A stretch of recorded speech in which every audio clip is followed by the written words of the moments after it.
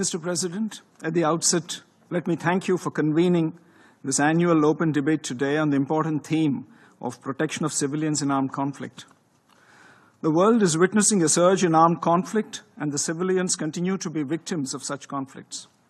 It's highly alarming to see that in 2024, as per ICRC records, the number of victims affected by armed conflict has increased, with 56,000 cases registered of missing persons alone. It's a paramount responsibility of the national governments to create a conducive environment where civilians are safe and secure. While we acknowledge the national responsibility, we should not ignore the adverse impacts of all forms of terrorism, including those emanating from across borders in today's debate on protection of civilians. It is needless to mention that the terror entities have gained significantly enhanced capabilities by having access to new and emerging technologies, which present us with new threats, particularly to the civilian populations. In this regard, the efforts of the Council and of the international community should be directed at assisting national authorities in developing capabilities and capacities to protect civilians. It's unfortunate that the parties to the armed conflicts continue to attack civilian populations, particularly women, children, and other vulnerable groups, as well as indispensable civilian infrastructure, such as hospitals, by projecting them as legitimate targets. Regrettably, during armed conflicts, civilians, including women and children, are used as human shields for military operations and terrorist activities. Therefore, it is paramount that the international community resolves to take concrete actions towards the implementation of relevant Security Council resolutions that have been previously adopted. Mr. President, any attack on civilians and humanitarian workers is a grave violation of international law, in particular international humanitarian law.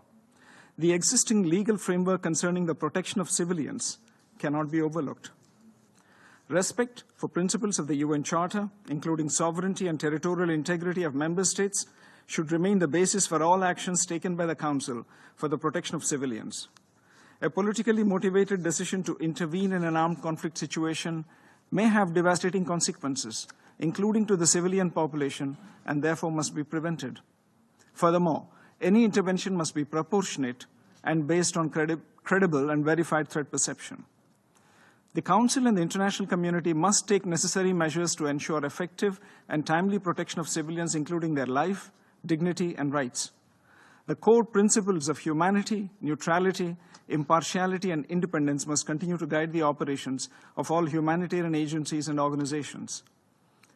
Mr. President, I'm constrained to respond to the baseless allegations of the representative of Pakistan on a number of issues. First, India has experienced decades of Pakistani-sponsored terrorist attacks across our borders. This has ranged from the horrific 26/11 attack on the city of Mumbai to the barbaric mass murder of innocent tourists in Pahalgam in April 2025. The victims of Pakistani terrorism have been predominantly civilians, since its objective has been to attack our prosperity, our progress, and our morale. For such a nation to even participate in a discussion on protection of civilians is an affront to the international community. Second, Pakistan has repeatedly used the civilian cover to advance the cause of terrorism. We just recently saw senior government, police, and military officials pay respects at the funeral of noted terrorists targeted by Operation Sindoor. A nation that makes no distinction between terrorists and civilians has no credentials to speak about protecting civilians. Third, earlier this month, the Pakistani army deliberately shelled our border villages, killing more than 20 civilians and injuring more than 80.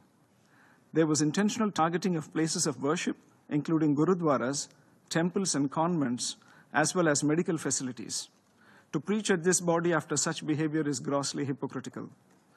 Let us be clear. Protection of civilians should not serve as an argument for protection of UN-designated terrorists. The international community must come together on zero tolerance for terrorism and calling out those who sponsor and defend it. In conclusion, Mr. President, my delegation reaffirms its commitment to working in close cooperation with the international community to alleviate the suffering of civilians affected by armed conflict. I thank you, Mr. President.